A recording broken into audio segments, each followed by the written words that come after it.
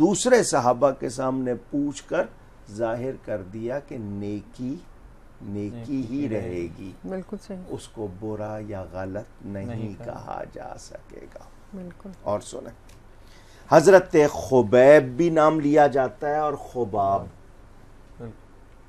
یہ وہ ہستی ہیں جن کے بارے میں یہ کہا جاتا ہے کہ یہ قید کی حالت میں تھے، ان کو شہید کیا گیا، تو انہوں نے موت سے پہلے 2 رکعت ادا کرنے کا سلسلہ قائم کیا، اس کو بھی بدعت کہہ دیجئے۔ 2 رکعت پہلے ادا کرنے دو مجھے، یہ پہلے شخص ہیں جنہوں نے کہا۔ یہ سنت کہوں میں اس کو یا بدعت کہوں؟ سوچنے کی بات۔ بالکل۔ اچھا، ایک اور حدیث شریف سن لیجئے، بخاری میں بھی ہے، مسلم میں بھی ہے۔ جب جماعت کے ساتھ نماز پڑھتے ہیں تو امام صاحب کہتے ہیں سمیع اللہ لمن حمدہ، مقتدی کیا کہتے ہیں؟ ربنا لک الحمد۔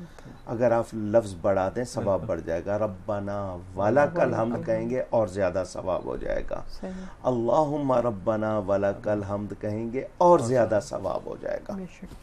ایک صحابی نے حمدن کثیرن طیبن مبارکن فی کہا،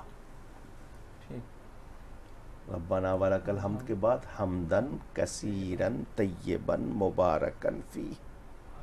اس نے کہا، کوئی مائک تو نہیں لگا ہوا تھا نا، یا اسپیکر جو سب سن رہے تھے، اس نے کہا میرے نبی پاک کو خبر ہے۔ نماز پوری ہوئی تو فرمایا یہ کلمات کس نے کہے تھے؟ آقا سن رہے ہیں، میں منہ میں کہہ رہا ہوں، وہ سن رہے ہیں، خبر ہے۔ کس نے کہے تھے؟ میں نے 30 سے زائد فرشتوں کو اس کی طرف لپکتے ہوئے دیکھا۔ سبحان اللہ۔ کیا حضور نے ان کو یہ تعلیم فرمائے تھے؟ پوچھ رہا ہوں، نہیں، حضور ان کی تائید ہی نہیں، ان کو بلکہ ثواب کی نوید سنا رہے ہیں۔ تو اچھے جائز کاموں کو بدعت کہنا بدعت ہے، صحیح۔ نیک کام کو بدعت کہنا بدعت ہے، نیک کام بدعت نہیں ہے۔ ابھی اس پر میں مزید گفتگو کروں گا، آپ کے پاس کتنا اور وقت ہے؟ 4-5 منٹ ہے ابھی ہمارے پاس، آپ واقعات سنا سکتے ہیں۔ بالکل نہیں، واقعہ تو نہیں، میں نے وہ کہتے ہیں نا پھر ٹوٹ جاتی ہے درمیان میں۔ صحیح۔ اب میں نے لوگوں کے سامنے ایک بات رکھنی ہے۔ ٹھیک، میں نے بتا دیا آپ کو، نیکی رہے گی، بے شک۔ اس کو ایسی بدعت کہہ کے اور اس کو گمراہ یا جہنمی بتانا، یہ بدعت ہے، یہ زیادتی ہے، صحیح، کیونکہ ایسا نہیں کیا گیا۔ نیکی والے کو خوشی سنائی گئی، ثواب سنایا گیا، آج اس کو کہا جاتا ہے کہ نہیں تم جہنمی ہو، معاذ اللہ۔ اب شریعت کے دائرے میں رہنا ہے، شریعت اور سنت کے دائرے میں رہنا، وہاں سے نہیں نکلنا۔ جو میں بات کہہ رہا ہوں میں اس پہ قائم ہوں۔ شریعت و سنت کے دائرے میں رہتے ہوئے جو کار خیر کیا جائے گا اس کی روشنی میں، اسے ہرگز برا نہیں کہا جائے گا۔ وہ امر جس کے مطلوب ہونے کی شریعت و سنت گواہی دے، یعنی شریعت و سنت جس کو پسند کرے، جو چاہے کہ یہ ہونا چاہیے، اور وہ نہ کسی نص کے مخالف، نون سواد نص قرآن حدیث کے الفاظ کو کہتے ہیں خاص، وہ کسی نص کے مخالف بھی نہیں، اور اس سے کوئی فتنہ و فساد بھی پیدا نہ ہو، اس کو ہرگز بدعت نہیں کہا جائے گا۔ میں بہت ہی آسان کر کے کہہ رہا ہوں۔ دین اسلام ہر زمانے کے لیے نئی بننے والی چیزوں کا بھی استعمال کیسے ہوگا حل پیش کرتا ہے، اور زمانوں قوموں کے تغیر کے ساتھ ساتھ نئے نئے واقعات پیش آتے ہیں۔ اگر ہم یہ کہیں کہ ایسے مسائل کے حل کو بدعت کہنا ہے، پھر میں پوچھنا چاہوں گا تو دین مکمل ضابطہ حیات کیسے رہے گا؟ بالکل اسی طرح مجھے اس کا جواب دے دے کوئی۔ وہ لوگ جو شریعت و سنت کے مطابق نیک کاموں کو بدعت کہتے نہیں تھکتے، اب میں ان سے کہوں گا کہ وہ کتنی بدعتوں سے غافل ہیں۔ جو واقعی بدعت ہے ان سے وہ غافل ہیں، اور جو کام بدعت نہیں ہے ان کو وہ بدعت کہہ کے روکنا چاہ رہے ہیں۔ یہ زیادتی ہے۔ اس حوالے سے ہمارے پاس بہت سے مسائل، میں آپ کو اس کی ایک دو باتیں آگے سناؤں گا، اور مثال اب میں نے آپ کو بدعت سمجھانا بھی ہے اور یہ کچھ ریفرنس بھی دینے ہیں اور ایک دو مثالیں دے کے تاکہ لوگوں کو سمجھ آ جائے۔ میں صرف ایک وہ حدیث سنا دیتا ہوں، جو وہ پڑھتے ہیں اس کا جواب بعد میں دوں گا۔ وہ کہتے ہیں، حدیث ہے، من احدث فی امرنا ھذا ما لیس منہ فہو رد، یعنی حضور صلی اللہ علیہ وسلم کا ارشاد کہ جس نے کوئی ہمارے اس دین میں نئی بات نکالی جو اس میں نہ ہو وہ مردود ہے۔ تو اس کو بنیاد بنا کر اور شر الامور محدثاتھا کے الفاظ کہ جتنے بھی یہ نئے کام ہیں بدعات ہیں، یہ برے ہیں اور ایسا کرنے والا جہنمی ہے، یہ جو دو باتیں سنائی جاتی ہیں، میں نے ان سے کچھ سوال کرنے ہیں تاکہ ان کو پتہ ہو کہ وہ مسلمانوں کو نیک کاموں سے روک کر خود ان باتوں کے مرتکب ہو رہے ہیں، بالکل خود گناہگار ہو رہے ہیں، جو کام نہیں کرنے تھے وہ کر رہے ہیں، وہ یعنی نیکی سے روک رہے ہو۔ اب مثال کے طور پر جمعہ کہاں پڑھا جا سکتا ہے؟ شرائط ہے، جی بالکل بیان ہوئی ہے، بالکل، لیکن ساتھ ہی یہ کہہ دیا کہیں شروع ہو گیا تو بند نہیں کریں گے۔ ٹھیک ہونا وہاں چاہیے جہاں شرائط پائی جائیں، لیکن کہیں ہو گیا تو بند نہیں کریں گے۔ نیکی ہے، اس کو اب روکا نہیں۔ آپ اپنے طور پر یہ کہنا چاہتے ہیں کہ جو آپ کر رہے ہیں وہ ٹھیک ہے، اور جس کی شریعت میں گنجائش ہے اس کو آپ منع کرنا چاہ رہے ہیں، تو بندہ جائے گا کہاں؟ ٹھیک، اس کو سمجھنا ہے۔ اب دو لفظ کہہ رہا ہوں، ان کی شرح بعد میں کروں گا۔ احداث فی الدین، احداث للدین، دین میں نئی بات اور دین کے لیے نئی بات، دین کے لیے کام اور دین میں نیا کام، یہ دو باتیں یاد رکھیے گا۔ اگلے میں آپ کے سامنے اس کی تفصیل پیش کروں گا۔ جی ہمارے پاس کتنا ٹائم ہے ابھی؟ ہم ایک سوال اور لے سکتے ہیں؟ میرے خیال ہے پہلے بریک ہی لے لیتے ہیں، وقت ہوا ہے ایک بریک کا، مختصر سی بریک لیتے ہیں، اور جو وضاحتیں علامہ صاحب نے ابھی یہاں پر بیان فرمائی اس سے متعلق چند سوالات ان سے اور کریں گے۔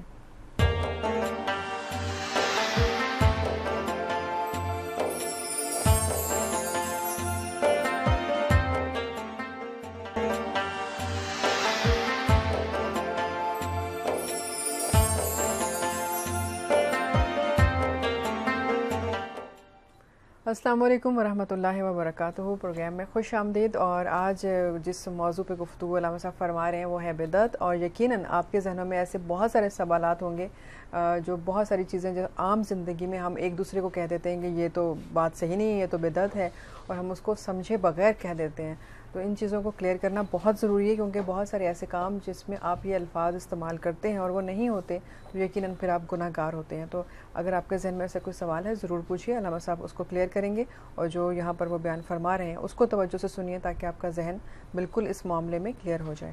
جی علامہ صاحب۔ مزید عرض کروں گا، امام نووی رحمۃ اللہ علیہ، مسلم شریف کی شرح لکھنے والے، یہ وہ امام ہیں جن کو علماء جانتے ہیں۔ علماء سے مراد 400-500 سال کے علماء میں ان کا وہ نام پرانے ہیں، یہ بزرگ صحیح، بہت ہی، یعنی جن کو ہم پائے کے بزرگ سمجھتے ہیں، انہوں نے یہ جو حدیث پیش کی جاتی ہے ہر بدعت گمراہی ہے اور ہر بدعت دوزخ میں جائے گا، ہر بدعتی، اس کے وہ جواب میں اس حدیث کی شرح میں فرماتے ہیں اس حدیث میں بدعت سے مراد وہ کام بدعتیں ہیں جن کاموں کے صحیح ہونے کے بارے میں شریعت و سنت میں کوئی دلیل یا مثال موجود نہ ہو، صحیح، اور جس کام کی صحت شریعت و سنت سے کسی طرح ثابت ہے وہ ہرگز بدعت نہیں ہے۔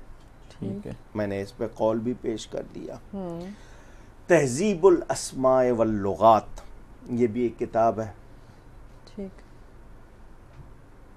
امام نووی مشہور امام عز الدین بن عبد السلام اہل علم پوری دنیا کے، خاص طور پر عرب دنیا کے، صحیح. ان کی کتاب القواعد سے بدعت کی 5 قسمیں نقل کرتے ہیں: واجبہ، محرمہ، مندوبہ، مکروہہ اور مباحہ. صحیح. انہوں نے ان کی 5 کی تفصیل لکھی ہے، میں آگے چل کے بات کروں گا. امام شافعی کا وہ فرمان نقل کرتے ہیں کہ ایک بدعت سیئہ ہے، سیئہ کے معنی بری، صحیح. اور ایک بدعت حسنہ ہے، اچھی. بدعت سیئہ وہ ہے جو کسی شرعی دلیل کے خلاف ہو. ٹھیک. ایسی بدعت بدعت ضلالت ہے، یعنی گمراہی ہے. اور بدعت حسنہ وہ ہے جو عہد اول کے کسی امر خیر اور شرعی دلیل کے منافی نہ ہو. ایسی بدعت اچھی بدعت بدعت حسنہ ہے. سن لیا آپ نے. جی. اور مزید اس میں آپ کو بتاؤں، کتاب کا نام ہے سنت و بدعت، کراچی سے چھپی ہوئی ہے. اس میں بھی ہے جو عبادت حضرت صلی اللہ علیہ وسلم یا صحابہ کرام سے قولاً ثابت ہو یا فعلاً، قول سے مراد کہنے سے، فعلاً عمل سے، صراحتاً یا اشارتاً، صراحتاً کے معنی کھلے طور پر یا کسی اشارے سے، وہ بھی بدعت نہیں ہو سکتی. علامہ صاحب ایک کالر بھی ہیں، ہم سے سوال لے لیں. جی السلام علیکم. وعلیکم السلام. جی بی غلام صابر میرا نام ہے، واشنگٹن ڈی سی امریکہ سے بول رہا ہوں. جی صابر میرا صاحب. ایک سوال ہے وہ یہ کہ ایک کتاب ہے جاء الحق، اس میں آیت الکرسی کی متعلق لکھا ہے کہ اس میں نبی علیہ الصلوۃ والسلام کی سب تعریف ہے، لیکن جو آیت الکرسی ہے اس میں تو اللہ کریم کے سب، یعنی اللہ لا الہ الا هو الحی القیوم. تو یہ ذرا علامہ صاحب سے پلیز ذرا. بالکل صحیح، آپ کا سوال لے لیا ہے، بہت شکریہ. جی علامہ صاحب. بعض ایسے اسباب کام تھے جن کی حضور صلی اللہ علیہ وسلم کے ظاہری زمانے میں ضرورت نہیں تھی، بعد میں کسی دینی مقصد کو حاصل کرنے کے لیے وہ پیدا ہو گئی، وہ بھی بدعت میں داخل نہیں. ٹھیک. احادیث میں احداث فی الدین، دین میں نئی بات نکالنے کی ممانعت ہے. احداث للدین، دین کے لیے نئی بات نکالنے کی ممانعت نہیں ہے. میں نے اس صحیح. اچھا، اب ایک حوالہ اور کہ بدعت کی حقیقت تو یہ ہے کہ اس کو دین سمجھ کر اختیار کرے. اگر معالجہ سمجھ کر اختیار کرے تو بدعت کیسے ہو سکتا ہے؟ اور سنیں، احداث للدین ہے اور ایک احداث فی الدین ہے. احداث للدین، دین کے لیے نیا کام، نئی بات، یہ معنن سنت ہے. کتاب کا نام الافاظات الیومیہ، اس میں بھی یہ بات ہے. چنانچہ ایک میں مثال پیش کر رہا ہوں آپ لوگوں کے سامنے سمجھنے کے لیے، یہ بھی ان کی کتاب سے جو ہمیں بہت زیادہ بدعت کے فتوے جن سے ملتے ہیں ان کے حوالے سے پیش کر رہا ہوں. وہ کہتے ہیں ایک طبیب نے نسخے میں، جیسے جس کو آپ حکیم کہتے ہیں، حکیم تو اللہ تعالیٰ ہے، طبیب کو کیونکہ وہ دانا ہوتا ہے تو اس لیے حکیم کہہ دیتے ہیں، شربت بنفشا نسخہ لکھا. مریض کو شربت بنفشا کی ضرورت ہے، مگر بازار میں شربت بنفشا نہیں ملتا تو اسے بنانا پڑے گا. وہ لکڑیاں لاتا ہے، آگ جلاتا ہے، دیگچی لاتا ہے، شکر لاتا ہے، پانی لاتا ہے، بنفشا لاتا ہے. یہ سارا سامان لا کر وہ شکر بنفشہ کو پانی کو تمام چیزوں کو دیگچی میں ڈال کر آگ پر پکاتا ہے اور شربت بنفشہ بنا کر اس نسخے کو مکمل کرتا ہے، اس کی تکمیل کرتا ہے. علامہ صاحب ایک کالر اور ہے، ان سے بھی سوال لے لیتے ہیں. السلام علیکم. السلام علیکم، میں عرفانہ بات کر رہی ہوں راولپنڈی سے. جی عرفانہ، مجھے سوال پوچھنا تھا کہ جو لڑکیاں اپنا جہیز لے کر سسرال جاتی ہیں، سسرال والے اپنی تو چیز کو ہاتھ نہیں لگاتے لیکن ان کی جہیز کو اپنی ملکیت سمجھ کے استعمال کرتے ہیں. اب ایسے میں ان لڑکیوں کو کیا کرنا چاہیے؟ ٹھیک ہے، آپ کے سوال کا جواب ابھی ملتا ہے تھوڑی دیر میں. شکریہ. جی علامہ صاحب. شربت بنفشہ بنانا تھا، ساری چیزیں لائے، بنایا. اب میرا سوال یہ ہے کہ یہ شربت بنفشہ بنایا، جب اس نے دیگچی لایا، آگ لایا، چولہا لایا، چینی لایا، پانی لایا، یہ شربت بنفشہ لایا، سب کچھ لایا، یہ نسخے میں اضافہ ہے یا نسخے کو مکمل کرنا ہے؟ مکمل کرنا. سیدھی سی بات ہے کہ یہ زیادت فی نسخہ نہیں ہے، یعنی نسخے میں کوئی اضافہ نہیں ہے، بلکہ نسخے کو پورا کرنے کے لیے یہ سب کچھ کرنا پڑا. نہیں کرتے تو وہ چیز حاصل نہیں ہوتی. اسی طرح بہت سی چیزیں جو شریعت چاہتی ہے، اور شریعت نے بہت سی چیزوں کا کوئی خاص طریقہ بھی معین نہیں فرمایا، تو یہ جس بھی جائز طریقے سے پوری ہوں گی اس کو غلط نہیں کہا جائے گا. بات آپ کی سمجھ میں آ جانی چاہیے، بہت آسان کر کے میں نے بتائی ہے. اب وہ لوگ جو یہ کہیں کہ نہیں، جو چیز حضور صلی اللہ علیہ وسلم کے ظاہری زمانے میں نہیں تھی اور اب ہے وہ، تو میں نے کہا کہ پھر زندگی نہیں ہو سکتی. پھر میرے بھی سوال ہے، پھر آپ کے بھی سوال ہے، پھر یہ چلتا رہے. اور پھر وہاں جا کے آپ کہیں گے لفظی نزاع ہے، یہ لفظوں کا جھگڑا ہے، اصل میں کچھ نہیں. تو یاد رہے، کوئی دین میں اپنی طرف سے خود کوئی ایسی بات نکال لے جس کی کوئی دین میں ثبوت نہیں، ہم اس کے لیے تیار نہیں ہیں. میں نے واضح کر کے آپ کو بتا دیا. اب اسی طرح دیکھا جائے، مثلا مجھے قرآن کریم کا پیغام پہنچانا ہے، تو پہلے یہ ہوتا تھا کہ مسجد میں آتے تھے لوگ، میں کسی کے ساتھ بیٹھ کے سنا دیتا تھا. اب اگر میں نے اس کو کیسیٹ میں یا سی ڈی میں ریکارڈ کر کے پھیلا دیا ہے تو کیا یہ غلط ہوگا؟ بالکل نہیں. میں نے کتاب لکھ دی ہے تو کیا یہ غلط ہوگی؟ اس وقت تو یہ چیزیں نہیں تھی. اب کیا کریں گے؟ پھر ان تمام چیزوں کو دین کے لیے کہیں دین میں ہے یا دین کے لیے ہے؟ یہ دین کے لیے ہم کر رہے ہیں. تو میں نے اگر نبی کا نام چوم کر آنکھوں سے لگایا، میرے پاس ثبوت ہے. میں یہ نہیں کہہ رہا میں ہاتھ باندھ کے کھڑے ہو کے سلام پڑھتا ہوں، میں نے آپ کو اس کا ثبوت بتایا کہ یہ تو سب کرتے ہیں. تو خام خواہ جائز اچھے نیک کاموں کو بدعت کہہ کے یا برائی کر کے لوگوں کو نیکی سے روکنا، یہ ضرور بدعت ہے، اس سے بچنا چاہیے. یقیناً. ایک کالر ان کا سوال لیتے ہیں. السلام علیکم. کال ڈراپ ہو گیا. اچھا حماد، آپ کچھ پوچھنا چاہ رہے تھے. علامہ صاحب، جس طرح ابھی آپ نے فرمایا کہ نبی صلی اللہ علیہ وسلم کے زمانے میں، تو صحابہ کے دور میں جو عمل ہوئے انہیں بھی لوگ بدعت کہیں گے پھر تو؟ میں نے ابھی آپ کو تینوں کے حوالے بتا دیے، بالکل. صحابہ اور پھر آگے ان کے تابعین کا کامل متبعین کا. ابھی آپ کو حوالہ پڑھ کے سنایا، اور جس کتاب کا میں نے نام لیا ہے یہ انہی لوگوں کی کتاب ہے. بالکل. اس لیے میں نے اس کتاب کا نام لے دیا، مصنف کا نام نہیں لیا. میں نے حوالہ دیا. اب ایک کتاب ہے بوادر النوادر، اس میں ہے کہ بدعت کبھی واجب ہوتی ہے، جیسے ادلہ کا قیام اور نحو وغیرہ کی تعلیم، جو اب مدارس میں ہوتے ہیں، اور اس کو تو وہ واجب کر رہے ہیں کہ ایسی صورت میں تو وہ واجب ہو جائے گی کہ دلیلیں قائم کرنا تاکہ دین سمجھایا جائے. اور گرامر.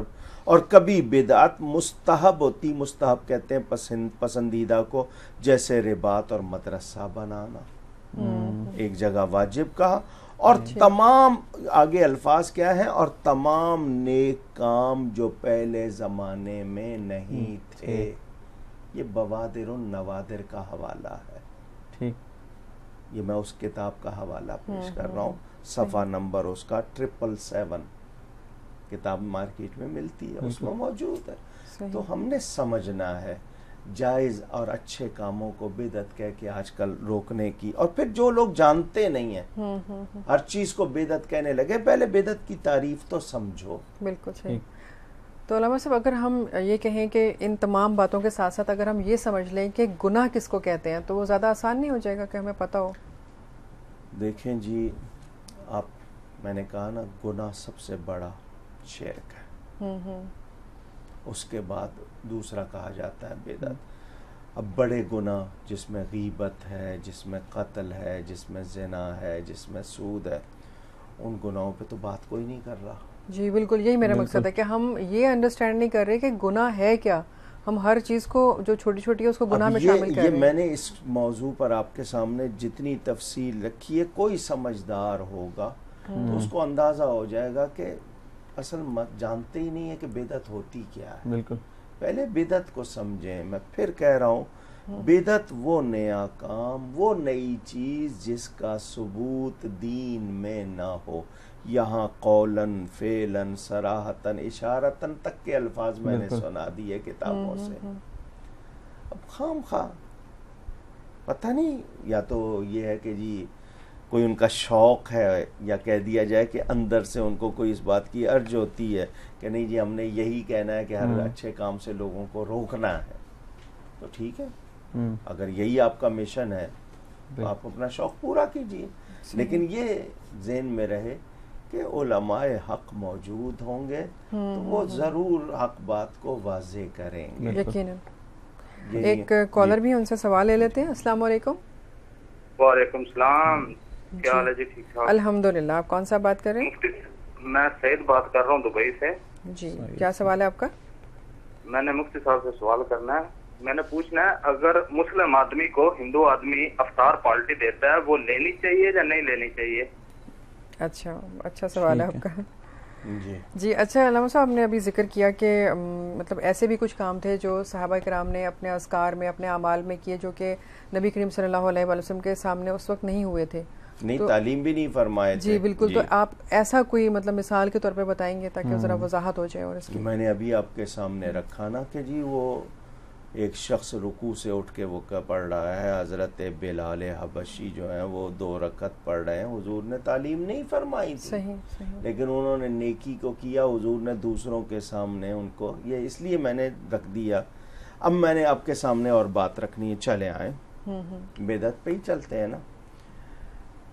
میں نے آپ کو بتایا تھا حضرت ابو محذورہ رضی اللہ عنہ، یہ حضور صلی اللہ علیہ وسلم کے 4 مؤذن تھے، ان میں سے ایک مؤذن ہے. صحیح.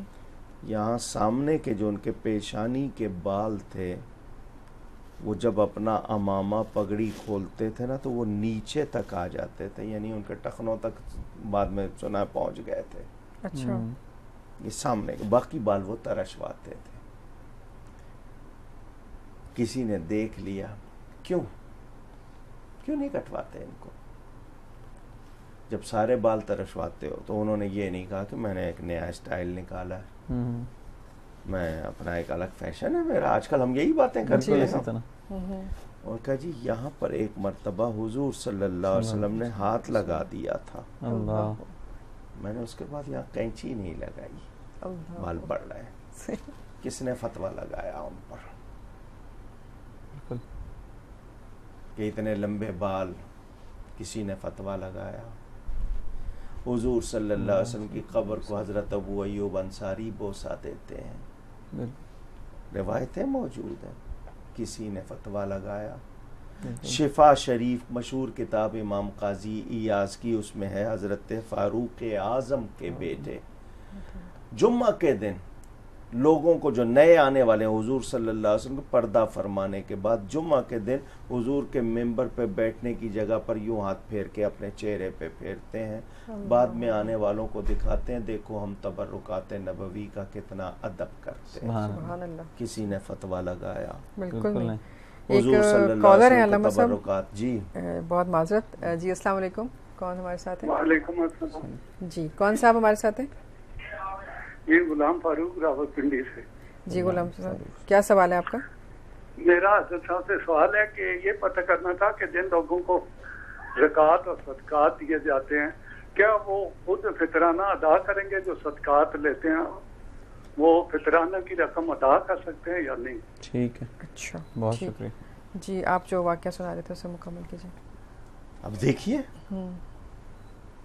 صحابہ کرام حضور صلی اللہ علیہ وسلم کا جبہ شریف پانی میں بھگو کے پی رہے، بال مبارک جس ڈبیا میں اس میں پانی میں بھگو کے دیا جا رہا ہے وہ پی رہے، شفا کے لیے شفا مل رہی ہے. حضرت ام سلمہ کا تو بڑا مشہور ہے کہ انہوں نے ڈبیا میں رکھ لیے تھے اور کوئی بیمار ان کے پاس آتا تھا تو آپ تمام احادیث ہے، پانی ڈال کے تو پلا دیا کرتی تھیں. جی بالکل. تو صحیح. کسی نے فتویٰ لگایا؟ آج جو بات بات پر فتوے لگتے ہیں، میں اسے یہی تو کہنا چاہتا ہوں. اچھا جی، شب برات کا حلوہ بدعت ہے، نہ کھاؤ. بالکل صحیح. پھر کھاتے کیوں ہو؟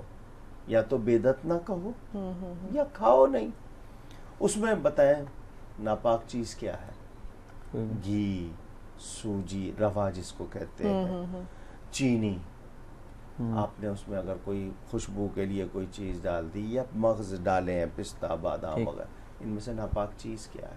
کچھ بھی نہیں. آپ اسے کیوں منع کر رہے ہیں حلال چیز کو؟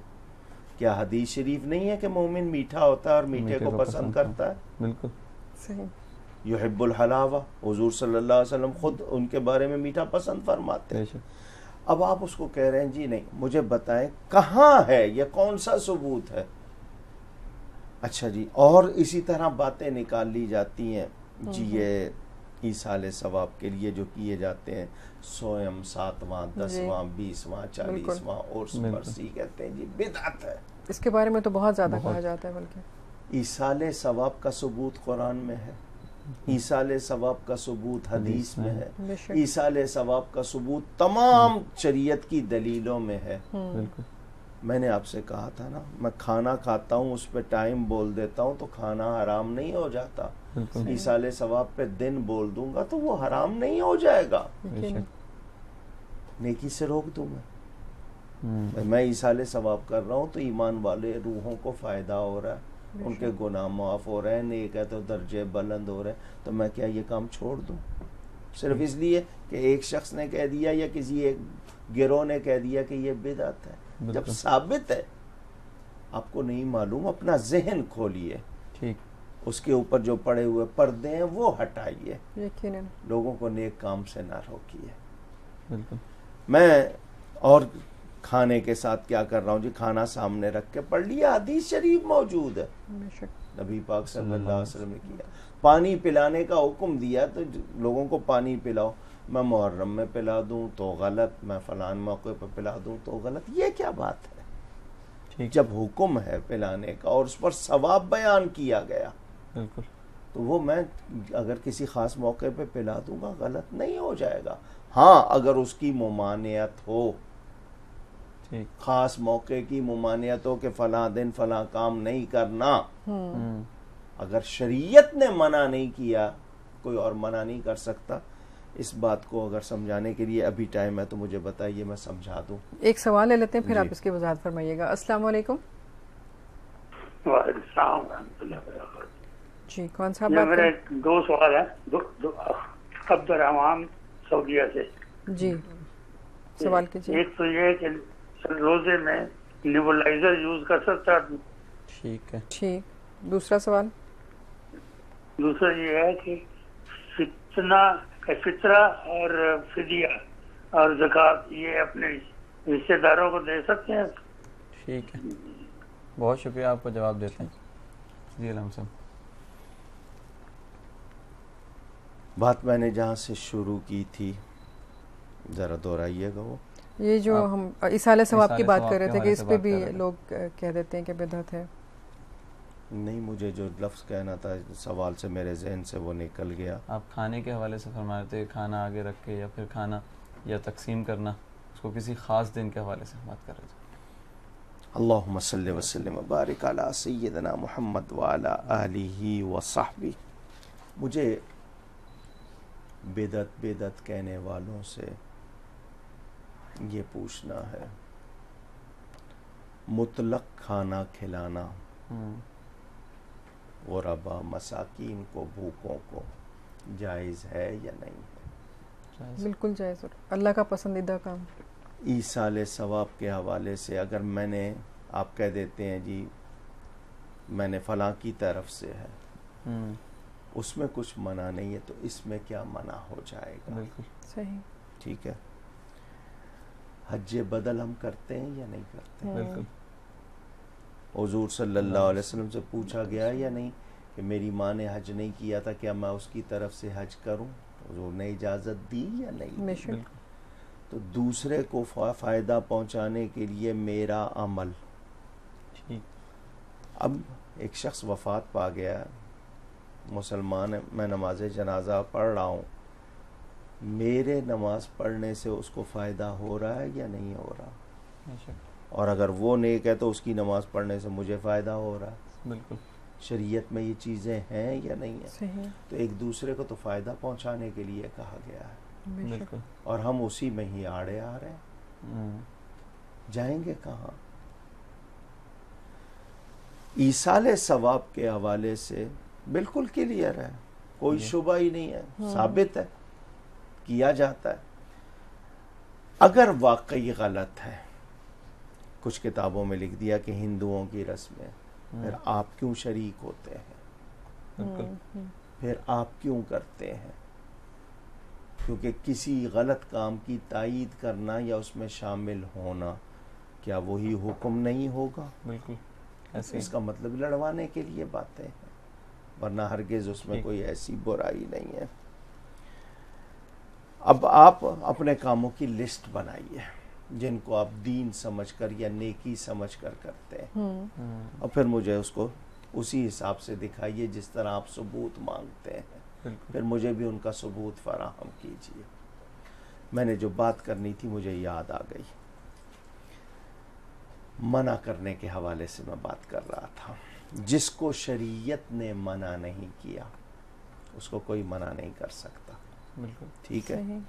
اب میرے تمام ناظرین بہت توجہ سے ایک ایسی بات سیکھ لیں، اگر سیکھی ہوئی ہے ذہن میں ہے تو تازہ کر لیں. یہ اگر آپ کو یاد ہو گئی بہت فائدہ ہوگا. جس کام کو شریعت نے منع نہیں کیا، شریعت و سنت نے منع نہیں کیا، کوئی منع نہیں کر سکتا، کوئی اور منع نہیں کر سکتا. نمبر 2، دلیل حرمت کے لیے ہوتی ہے. حرمت کے معنی حرام ہونا. پھر کہہ رہا ہوں، دلیل حرمت کے لیے ہوتی ہے، یعنی کسی چیز کو حرام ثابت کرنا ہے یا منع کرنا ہے دلیل چاہیے. حلت کے لیے، حلوے والی ہے لامتے حلت، حلال ہونے کے لیے دلیل کی ضرورت نہیں. جملہ پھر سن لیں، دلیل حرمت کے لیے ہوتی ہے، حلت کے لیے نہیں. جس چیز سے منع کرنا ہے دلیل چاہیے. پورے قرآن میں کہیں ہے چوری کرو؟ نہیں، منع ہے، دلیل ہے. ٹھیک ہے نا. کہیں ہے شراب پیو؟ نہیں، منع ہے، سزا بیان ہوئی. غیبت، جو بھی. اور آسان کر کے بتاؤں، اکثر لوگوں کو سگریٹ نوشی کی عادت ہوتی ہے. شاید اس لیے کہ سگریٹ پینے والا بوڑھا نہیں ہوتا، جوانی میں ہی چلا جاتا ہے.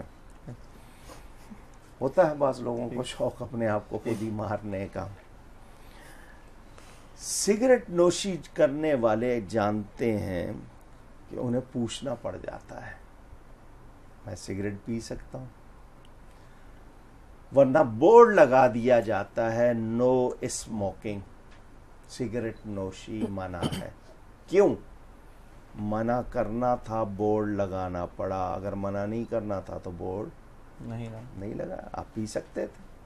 جہاں منع کرنا ہے بورڈ لگا ہوا ہے، کیونکہ منع کرنا تھا بورڈ کی ضرورت پڑی. تو یہ بنیاد میں نے آپ کو بتائی نا. منع کے لیے دلیل چاہیے.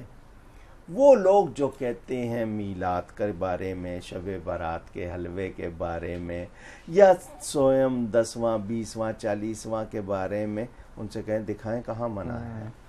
بالکل. کیونکہ دلیل تو منع کے لیے ہوتی ہے. حرمت کے لیے ہوتی ہے. کہاں لکھا ہے کہ نہ کرو؟ جب کہیں منع نہیں کیا تو بجائے خود جائز ہے. فی اصل الاشیاء اباحۃ، ہر چیز کی اصل میں مباح ہونا، حلال ہونا ہے. تو اب جس سے روکنا ہے بیان کرنا ہوگا، دلیل چاہیے. اور آپ کے پاس منع کی کوئی دلیل نہیں ہے تو پھر آپ ان کو غلط کیوں کہتے ہیں؟ دلیل حرمت کے لیے ہوتی ہے. کوئی دلیل دیجئے. اب کوئی آپ کے پاس آئے اور کہے میلاد منع کو بتاؤ کہاں لکھا ہے. وہ یہ پوچھے کہ کہاں لکھا، کرو. اسے کہو کرنے کے لیے دلیل نہیں چاہیے، منع کے لیے دلیل چاہیے. آپ بتائیں منع کہاں لکھا ہوا ہے؟ 10واں منع ہے، دکھاؤ کہاں ہے. 40واں کہاں ہے، دکھاؤ کہاں ہے. وہ یہ پوچھے کہاں لکھا کرو، اسے کہو نہیں، دکھاؤ کہاں منع ہے. کیونکہ دلیل حرمت کے لیے، منع کے لیے ہوتی ہے. یہ میں آپ کو اس لیے بتا رہا ہوں کہ آپ کا ذہن کھلے، آپ کو سمجھ آئے اس بات کی کہ اصل کیا ہے. بالکل. تو جب شریعت و سنت نے منع نہیں کیا، آج کسی کے منع کرنے سے وہ منع نہیں ہوگا. ٹھیک ہے. اور ہم یہ یاد رکھیں کہ نیک کام نیک ہیں، ان کو کسی کوئی برا کہہ دے گا تو وہ برے نہیں ہو جائیں گے. یقیناً. اور ابھی وقت ہوا ہے ایک بریک کا، مختصر سی بریک لیتے ہیں، واپس آئیں گے، اس سوال و جواب کا یہ سلسلہ جاری رہے گا.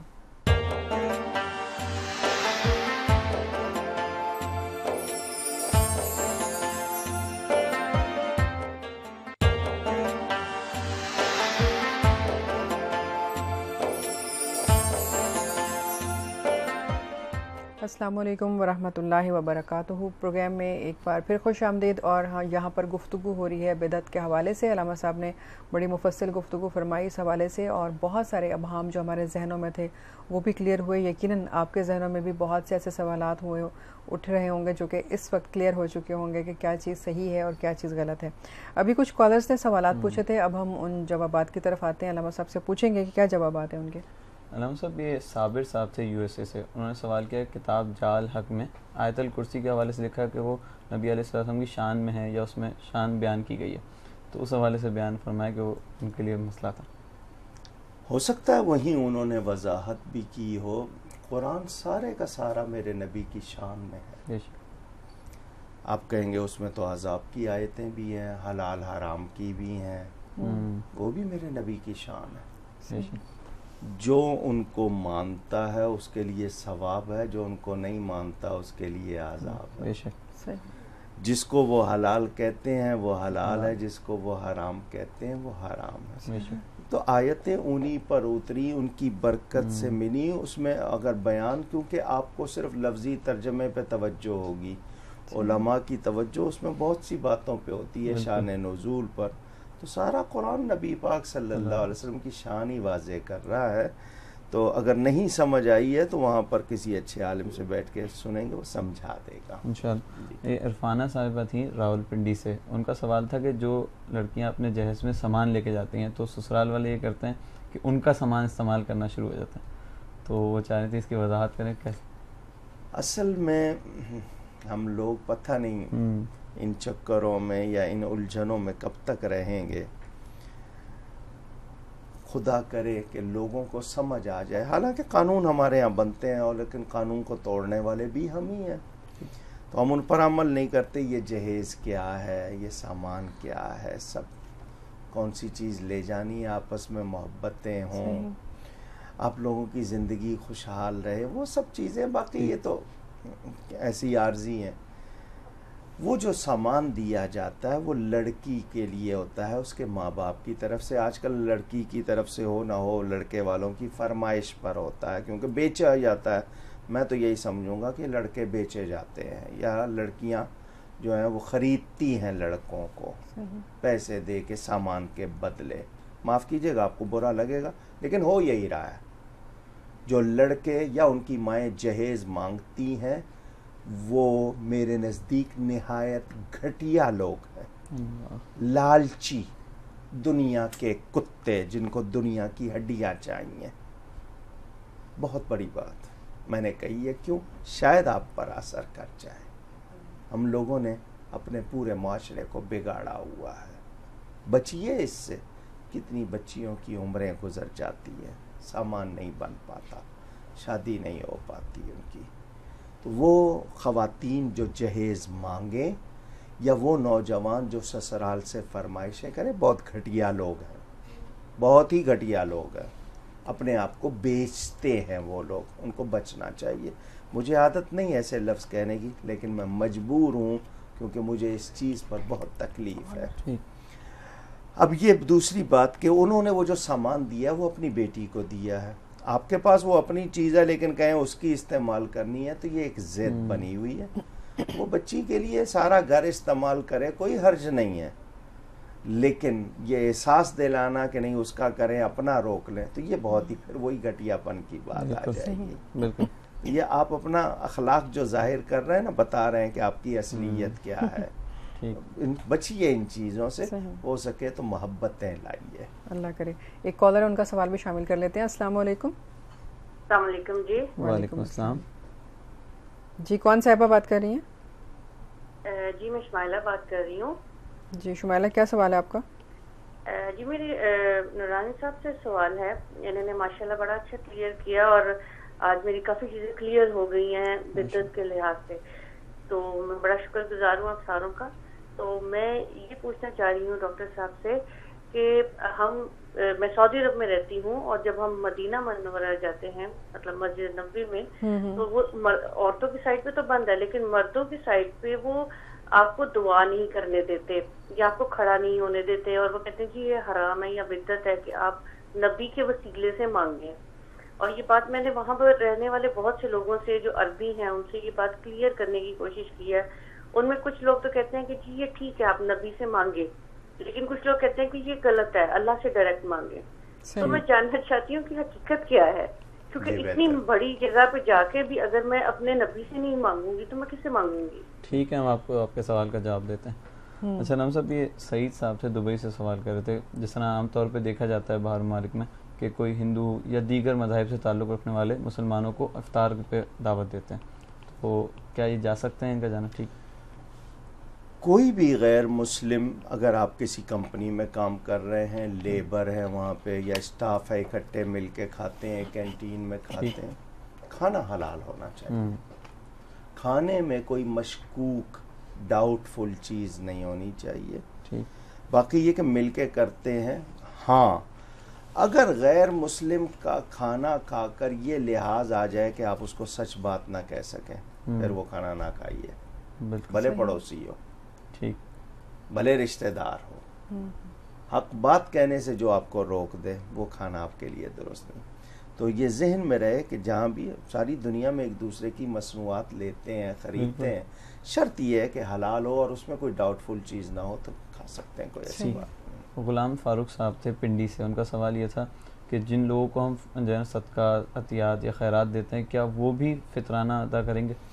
اچھا سوال ہے سمجھنے کے لیے، لیکن یہ کہ اس میں جو شخص میں کسی کو زکوٰۃ دے رہا ہوں، صدقہ دے رہا ہوں، فطرانہ دے رہا ہوں، ایک وقت میں اتنا دے دیا کہ وہ خود صاحب نصاب ہو گیا. بالکل.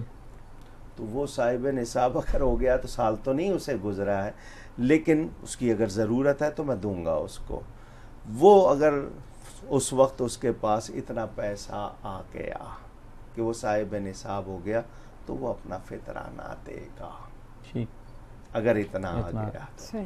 یہ عبد الرحمن صاحب تھے سعودیہ سے. ان کا سوال یہ تھا کہ کیا روزے کی حالت میں نیبولائزر یوز کر سکتے ہیں؟ یہ کیا ہوتا ہے اس میں؟ کافی اس میں جو ہے نا وینٹولین جو ہوتی ہے وہ ناک کے ذریعے سے جاتی ہے تاکہ اس میں جو سینے پہ بلغم وہ اتر جائے اور سانس بحال ہو جائے.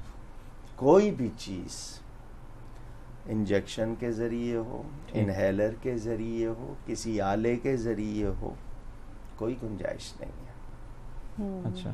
ہرگز گنجائش نہیں. اگر ایسا مریض ہے کہ اس کے بغیر نہیں رہ سکتا تو روزے نہ رکھے. بالکل صحیح. روزہ رکھ کے اس کو خراب کرنے کا کیا مطلب ہے؟ وہ چاہتا ہے رکھنا تو اپنے آپ کے لیے ایسا علاج کرے کہ ٹھیک ہو جائے. لیکن جب تک وہ مجبور ہے اور روزہ نہیں رکھے گا، روزہ رکھ کے یہ حرکت کرے گا تو وہ ڈبل گناہگار ہو جائے گا. کیونکہ پتا ہے کہ یہ چیز غلط ہے اور پھر لے رہا ہے تو بجائے توڑنے کو تو کفارہ آ جائے گا. اس میں اسٹیم لی جاتی ہے اور پھر وہ باقاعدہ اسٹیم کے ذریعے اگر کسی حادثاتی طور پہ سے انجیکشن لگا لیا جائے, ایسا انجیکشن کہ موت زندگی کا مسئلہ ہوا ہے, ضرورت پڑ گئی ہے لگانے کو تو اور بات ہے, اس کے علاوہ کسی انجیکشن کی گنجائش نہیں ہے. ٹھیک ہے, کیونکہ اس سے بدن میں قوت آتی ہے, آپ روزے پہ مدد لے رہے ہیں اس سے, جی گنجائش نہیں ہے. سینی کا ایک اور سوال تھا, ہم اس کے اوپر کافی گفتگو بھی کر چکے ہیں پچھلے پروگرام میں, زکوٰۃ, فطرہ جو ہوتا ہے اور فدیہ, اس کا فرق بیان کر دیں اور مختصر اگر. زکوٰۃ مال پر ہے, میرے پاس سونا, چاندی, سامان تجارت یا نقدی ہے, اس پہ سال گزرا ہے اور میں صاحب نصاب ہو گیا ہوں, یعنی میرے پاس اس مقدار میں ہے جس کو 52.5 تولے چاندی, اس کی قیمت اتنا میرے پاس ہے, تو میں صاحب نصاب ہوں. مجھے اس مال پر جو میرے پاس ہے 2.5% زکوٰۃ دینی ہے. یہ زکوٰۃ ہو گئی, صاحب نصاب ہوں. اگر میں صاحب نصاب ہوں تو مجھے فطرہ بھی دینا ہے عید کی نماز سے پہلے. زکوٰۃ مال پہ ہے, فطرہ افراد پر ہے. ٹھیک, میرا چھوٹا سا بچہ 1 دن کا بھی ہے, اس کی طرف سے بھی جائے گا. گھر کا ملازم جو ہے, یعنی جو گھر میں مستقل رہتا ہے, ایک آ کے چلے جانے والا نہیں, اس کی طرف سے بھی جائے گا. یہ فطرہ افراد پر ہے. فدیہ اگر میں روزہ نہیں رکھ سکا اور آئندہ نہیں رکھ سکوں گا, صحت اجازت نہیں دیتی بظاہر, اگر صحت ہو گئی تو رکھنے ہوں گے, ابھی لگ رہا ہے کہ صحت نہیں ہوگی اور زیادہ بگڑ رہی ہے, تو میں اس روزے کے لیے فدیہ دیتا ہوں, وہ بھی ایک فطرانے کے برابر. ٹھیک ہے, ایک روزے کا فدیہ.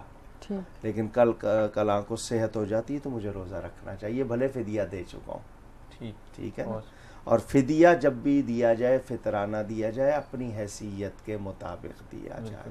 اس کا فرق بھی میں بتا چکا, ایک عام آدمی ہے, ایک اس سے بہتر ہے, ایک اس سے بہتر ہے, ہائی لیول جو بہت لیوش جن کا ہوتا ہے, تو وہ اپنی حیثیت کے مطابق دیں گے. یقیناً. ایک سوال سعودی عرب سے شمائلہ صاحبہ نے کیا تھا کہ مدینہ منورہ جاتے ہوئے جب وہ دعا کے حوالے سے پوچھ رہی تھی کہ کچھ لوگ کہتے ہیں کہ وسیلہ بنایا جائے آقا کو, اور کچھ کہتے ہیں کہ ڈائریکٹ اللہ تعالیٰ سے مانگا جائے. مدینہ منورہ میں پہنچ جانا یہ وہ سعادت ہے, میں سمجھتا ہوں دنیا میں میرے لیے اس سے بڑی اور کوئی سعادت. بے شک. وہاں پر جو لوگ ہیں ان کے ذہنوں میں جس کسی نے یہ چیز ڈالی ہوئی ہے, اللہ ان کو ہدایت ہے. مجھے اور آپ کو چونکہ جانا ہے وہاں پر, ہم الجھ نہیں سکتے ان سے, تو مجھے کسی سے بحث نہیں کرنی چاہیے وہاں. صحیح. میرے نبی سے میرا جو رشتہ ہے, میرا تعلق, میں اسے قائم رکھوں. یقین رکھیں عطا کرنے والا اللہ ہے, دلوانے والے حضور صلی اللہ علیہ وسلم. میں حضور سے کہوں کہ اللہ سے میرا یہ کام کرا دیں, یا یہ کہوں آپ مالک و مختار ہیں, اللہ نے بنایا مجھے یہ دے دیں, دونوں طرح ہم کرتے ہیں. محبت سے, عقیدت سے کریں. کوئی منع کرے تو اس سے الجھے نہیں. اگر کوئی ہاتھ نہیں اٹھانے دیتا, بغیر ہاتھ اٹھائے دل کو دامن بنا لیں, کریں, وہاں ادب سے حاضری دیں. اور باقی یہ جو اس قسم کے لوگ ہیں ان کے کہنے میں نہ آئیں. یقیناً. اچھا, اب ہم چند ان سوالات کی طرف آتے ہیں جو واقعی جسے ہمیں کہنا چاہیے کہ بدعت ہیں یا برائی ہیں.